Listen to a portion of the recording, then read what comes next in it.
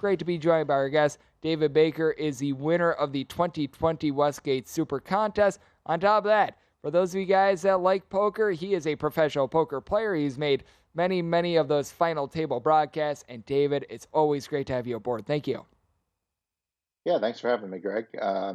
Just wanted, before we get started, say congratulations to all the winners of the Circa contest and the Westgate Super Contest and all those things.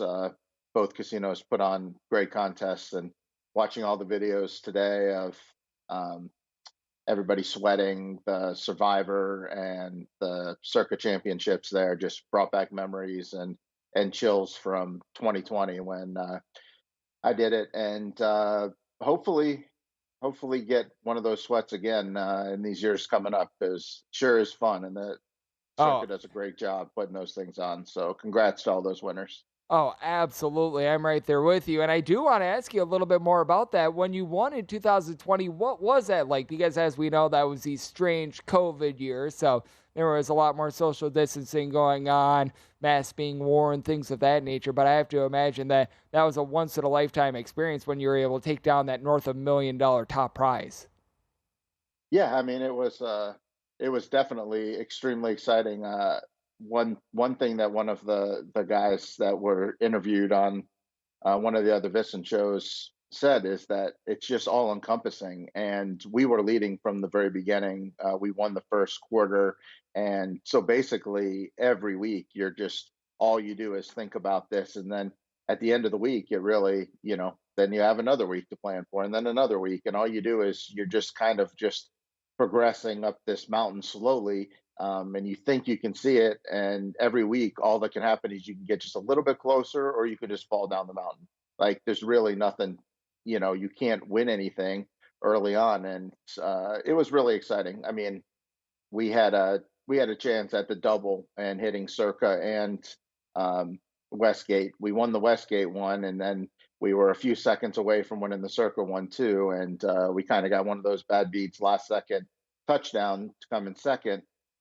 So I can both appreciate the victory and also understand the people who came oh so close, and whether it was a play like in the Dolphins game, or just a hard fought game like the Lions Packers.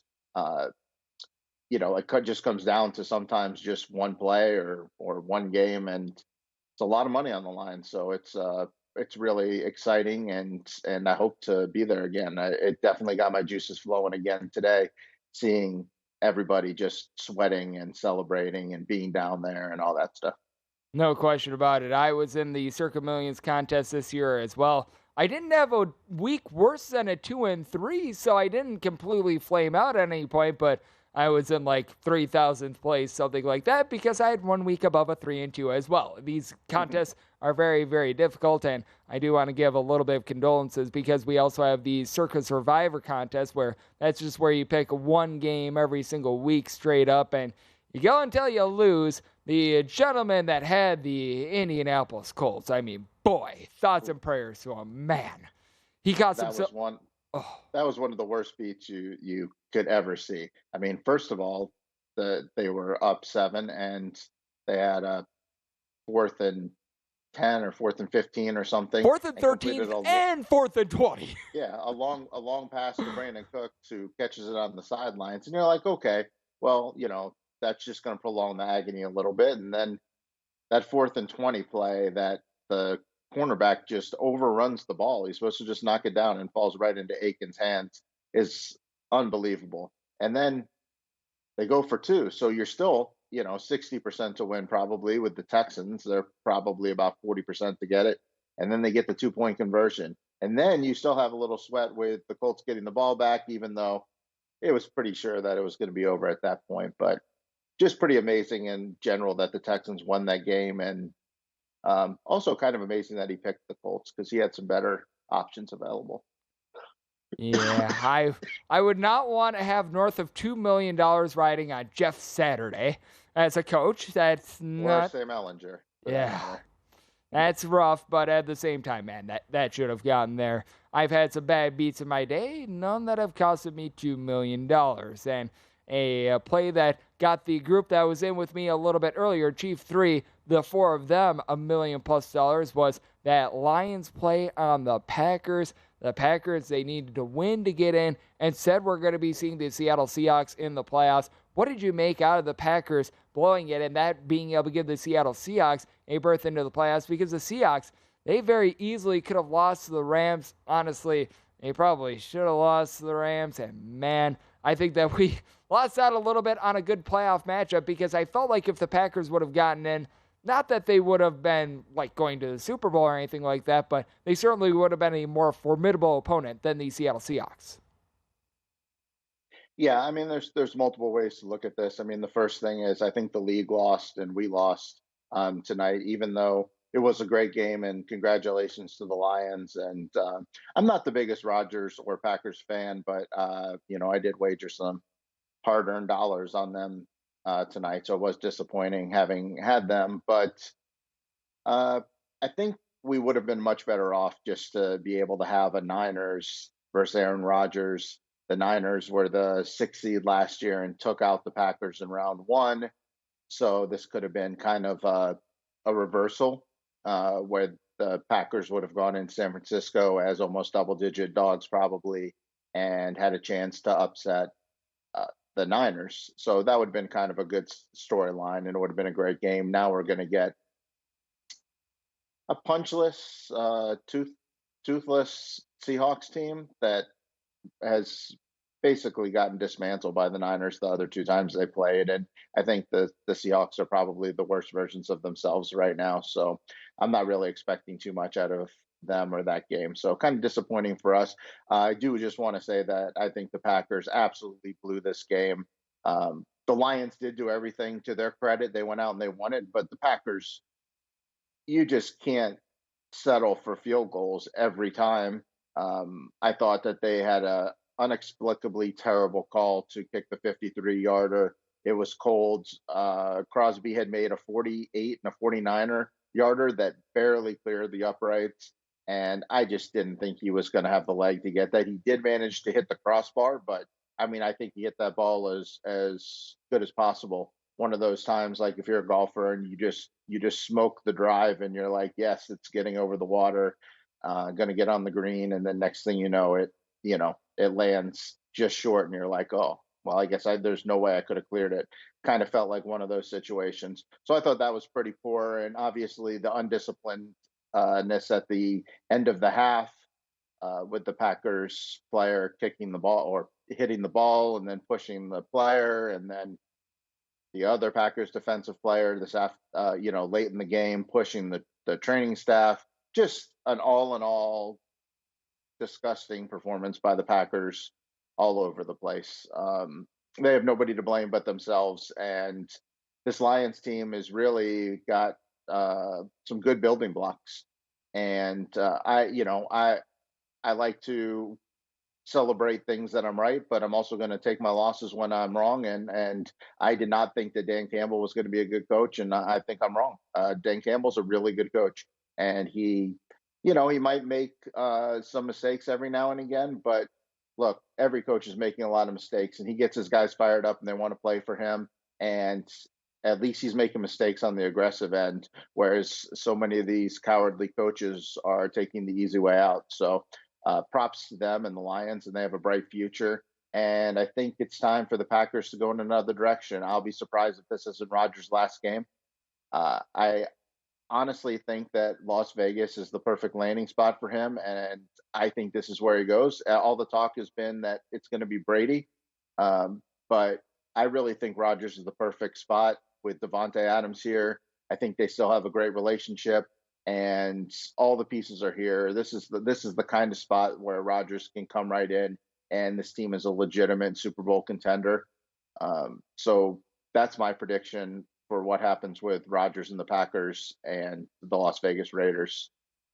And with the whole Las Vegas situation as well, I do think that is so fascinating because I'm with you. I don't think that Brady comes out to Las Vegas, and we'll talk about the Buccaneers on the flip side as well. Don't you worry there. But at the age of 45, soon to be 46, that's a little bit tough. And for the Lions, you got to give them all the credit in the world. And the whole narrative of Jared Goff not being able to play in cold weather. He did a very nice job of being able to put that to bed on Sunday. Great to be rejoined by David Baker. He is the 2020 Westgate Super Contest champion and a man that is also a tremendous poker player in his own right as well. And David, we've got to talk about what we're going to be seeing this week in the wild card round with the Tampa Bay Buccaneers and the Dallas Cowboys. With the Cowboys, they are sliding on into the playoffs. They did not look good on Sunday against the Washington Commanders, and let's call it what it is. Last month for the Dallas Cowboys, been less than savory for the defense in general. For the Buccaneers, they lost to the Atlanta Falcons. It was a completely meaningless game for them. I don't put anything into that whatsoever. How do you view this matchup and how both teams handled their Week 18?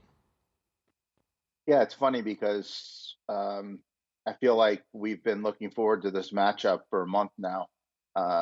It was always going to be Dallas at Tampa, round one, marquee matchup, marquee game. And I've been saying on this telecast every week that, don't fall for it. Everybody's, people are going to talk themselves into Tom Brady. This team is not very good. They can't run the ball. They can't stop people. The coaching is terrible.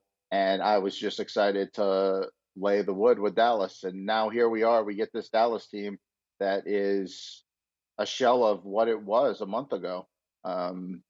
There was a month ago, we were sitting here talking about is it between the Eagles and the Cowboys once the Niners lost, Jimmy G. And now I'm sitting here thinking, am I going to fall for it? Am I going to go to the Bucks? Something that was unfathomable a few weeks ago now seems like a possibility. I really don't know what I'm going to do because I don't trust Dak at this point, and that's kind of odd because I have trusted Dak, and I do think that Dak was kind of been a scapegoat for some failures that the Cowboys have had in the past, and I think he's a good quarterback. But wow, what a stinker today in Washington. If they weren't going to play, they should have just rested people. But to actually play and go out there and get embarrassed by Sam Howell and the third string running back and a defense that really was mediocre the whole season. I don't know. I don't know if I can go and lay a field goal on the road versus Tom Brady and his experience and a team that won a Super Bowl 2 years ago. So, I sat here and said, don't fall for the trap, but I might fall for the trap. I really don't know where I'm going to go in this game. I don't like either of these teams in their current makeup. Yep, I am in total agreement with you there as Tom Brady played a little bit against the Atlanta Falcons and hey, 13 of 17 performance, relatively efficient there, and then he gave way in the second half to Blaine Gabbert along Kyle Trask. Kyle Trask not looking like the answer in Tampa Bay moving forward if Brady is out in a year or two, so there was that, but I know that something that was of fascination to you was how these teams would be maneuvering. Like we saw with the Tampa Bay Buccaneers, they gave Tom Brady a few reps, but they did not keep him in the whole game. And I know two teams that really stood out to both of us, the way that the New York Giants handled things and the way that the LA Chargers did. The LA Chargers were pretty much full bore, and the Giants, they were locked into their playoff seeding, and they decided we are not going to be playing anyone whatsoever. Which form did you like a little bit more? The Chargers that they decide, you know what, we're going to give our guys all these reps, or the Giants who decide, you know what, we're just going to completely rest this week? I mean, Staley needs to be sued for malfeasance. I mean, what he did to that team today was an utter embarrassment. And if they go out and lose to Jacksonville, it would not surprise me if they fired him. I mean, it's a perfect landing spot for Sean Payton. So I'd look for any excuse to fire him at this point. To play Herbert for a little while, fine. Quarterbacks, you don't have to give them. He's not really a running quarterback. He's probably not going to get a hit too often. He's a big boy. If he needs some reps, that's fine. But Austin Eckler has had injuries in his career. He's a young guy. They're running him up the middle. Keenan Allen and Mike Williams have not been able to stay on the field all year. Mike Williams got hurt. Keenan Allen was in deep in the fourth quarter. Um, I thought it was an embarrassment. And not only that, but you lost. You left when your starters left the game midway through the fourth quarter. You were losing to a team that won 4 games and was one of the biggest embarrassments in the league. Um, so, I mean, protect your players from themselves, protect your players' confidence. This was a team that's been riding high for weeks and went in on a big winning streak. You sit everybody, your seat's secure. You go into Jacksonville feeling comfortable and confident in yourself, and now you have the sour taste in your mouth. Now, Brian Dable did the exact opposite. He sat everybody, went in, and his backups gave a spirited performance, hung with the best team in the NFC.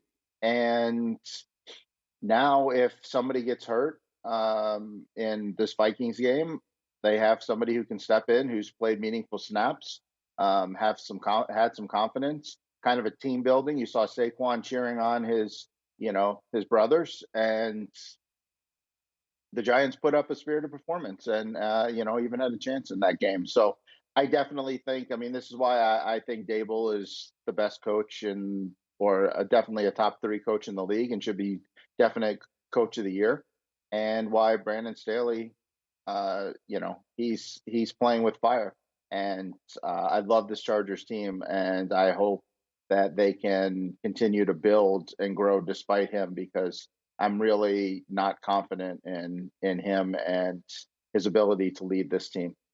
And the Chargers and Jags game that we're going to be seeing on Saturday, in my opinion, is one of the most fascinating on the board. You've got the Chargers, a 1 to 1.5 point favorite on the road. Where do you stand on this team? Because with the Chargers, you just mentioned it, not a good performance against the Denver Broncos. I will say this, Russell Wilson looked a little bit better once they canned Nathaniel Hackett. I do think that Hackett was the biggest thing that was going wrong with Denver. That's a hire that should have never been made. It's very clear that they hired him to try to get Aaron Rodgers. Came up snake eyes, and the season came up snake eyes for the Denver Broncos. But that said, you've got a Jaguars team that is absolutely surging. Didn't look great on Saturday, but they're able to get the job done. And with this Jags team, just been a remarkable turnaround for them. And they've already pounded the Chargers once before.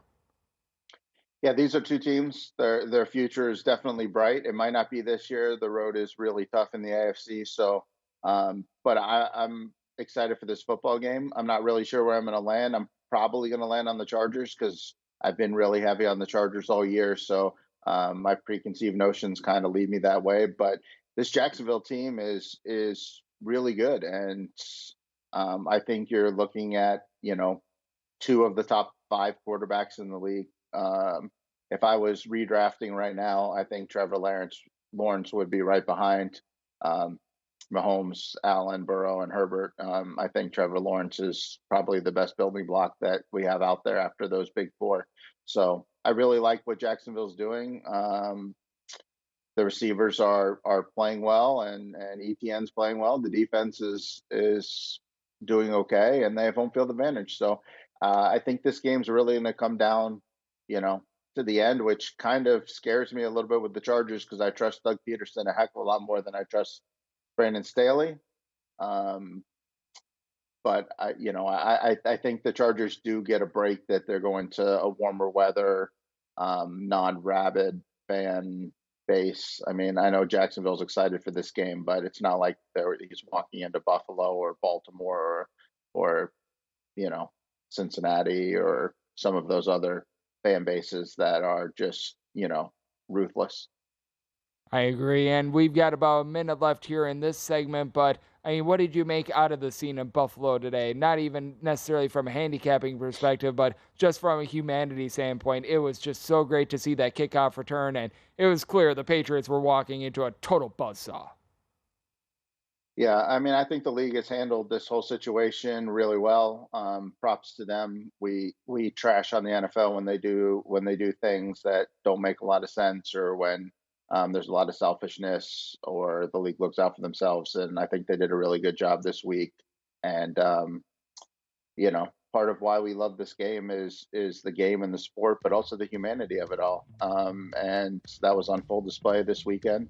And I thought the Bills did a great job, and it was nice to see them come out on top. I know that team and city needed this, so great building block for them heading into the playoffs. Being rejoined now by David Baker, the 2020 Westgate SuperContest champion, and man, that does a terrific job as a professional poker player. And David, let's take a look at the futures board right now. We'll dive into that Buffalo Bills game here in a few minutes, but are there any futures that you're really taking a look at right now, and how are you going to be playing the futures market this NFL postseason? Well, I will say I do have one future. It is a long shot, but I bet about 3-4 months before the season started, I bet the Vikings to win the NFC at 23.5 to 1. So despite everybody thinking they're frauds, I have a very good number on them. I'm going to ride out week 1 for sure, and hope they beat the Giants, and kind of see where that plays out if I decide to hedge anything off that. When you play a 23.5 to 1 future, you're really just hoping to have a shot, because just a puncher's chance. So I do have that. So that's where I'm at right now. As far as futures, I want to see the numbers. I haven't seen the official numbers right now, but I will suggest that if you are going to look at the futures market, if you like a team in the NFC, I would suggest that you bet that team to win the NFC and not the Super Bowl, because most of the time to win the conference is approximately 50% of what it is to win the Super Bowl. And I would suggest that most NFC teams, especially the dog teams, if you want to, if you're looking to play a team like Dallas or Tampa or Minnesota or the Giants, a team like that you would just play them to win the NFC and not win the Super Bowl, because you can just roll over whatever money you make in that if you want to, and get a much better price on the money line in the Super Bowl. Because I think the Chiefs, Bills, Bengals are going to be a favorite over any team in the NFC.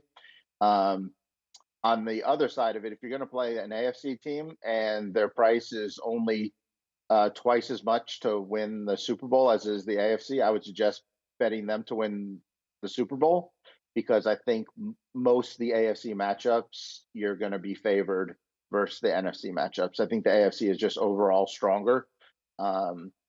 So that's kind of how I would attack that. I haven't seen the numbers, so I'm not really sure what I like, but I'm not big on the Chiefs. I would probably choose either the Bills or the Bengals.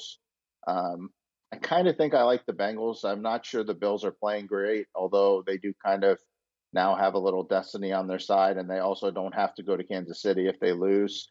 If they win and get to the championship. So I might look at the Bills. I'm not sure, but I'm thinking Bills, Bengals there. And in the NFC, I just think the Niners right now are superior, or the superior team. It really is the Niners or the Eagles.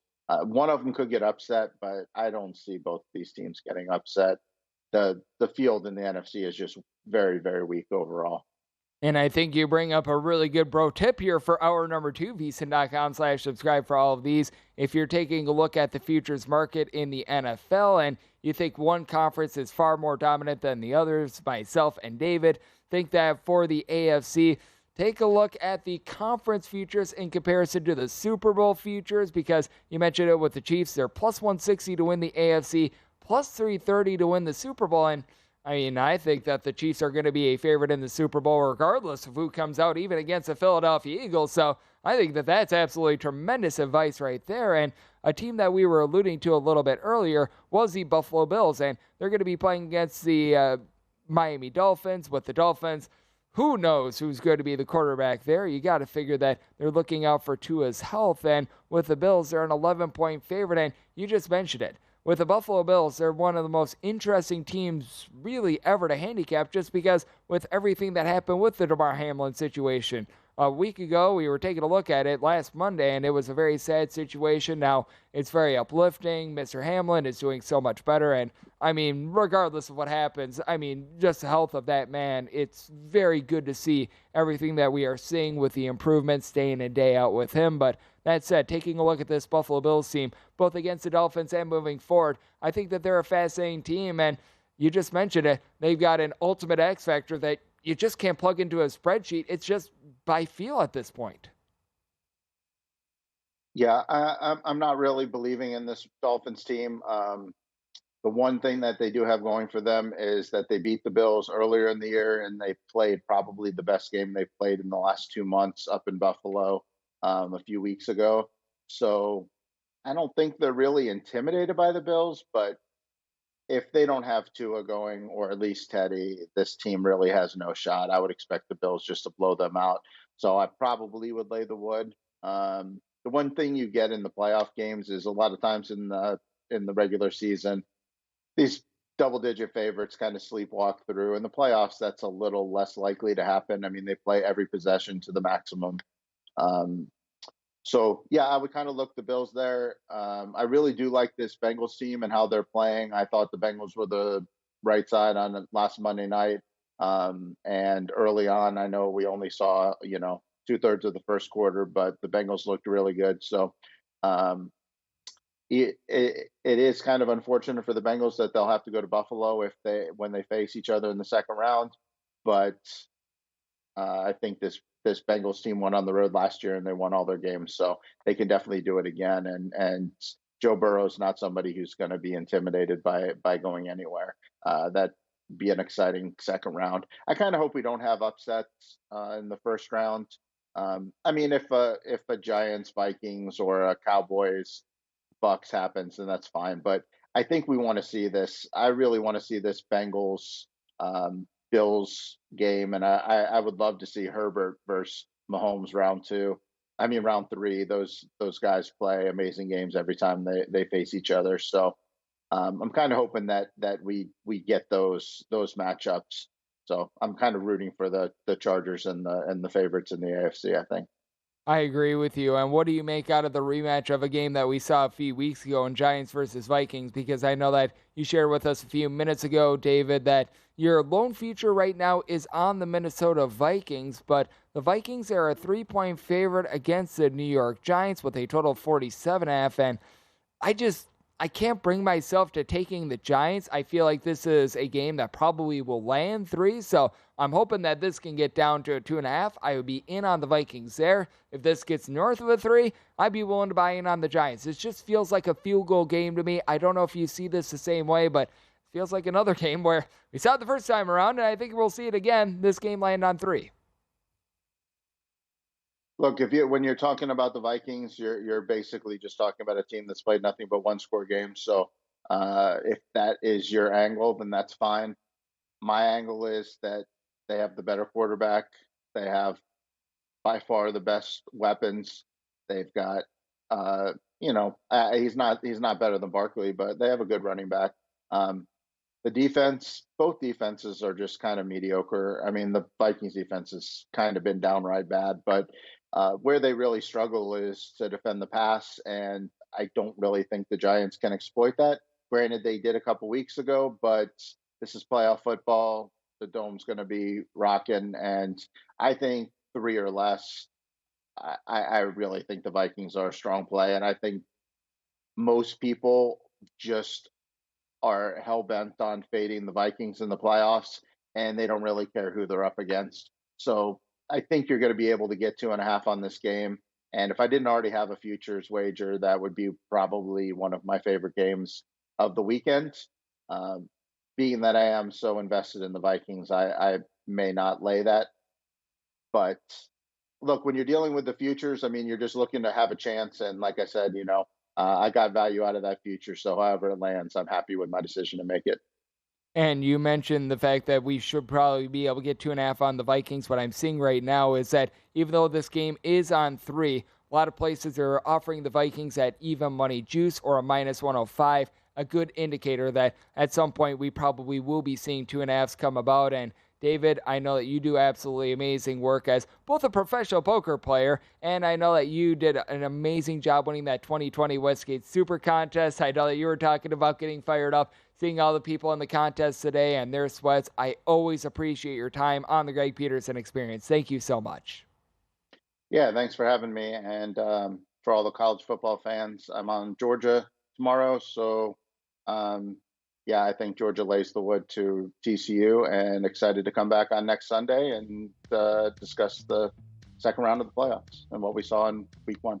Absolutely. And David, he did a great job of being able to extract value from that futures market as well in college football. Just a reminder, VSiN Pro tip, if you think that there's a dominant conference, take a look at perhaps the comparison of conference futures versus Super Bowl futures and try to extract the best value there. Visit VSiN.com to get current odds, listen for free, find showtimes, and download VSiN sports betting podcasts.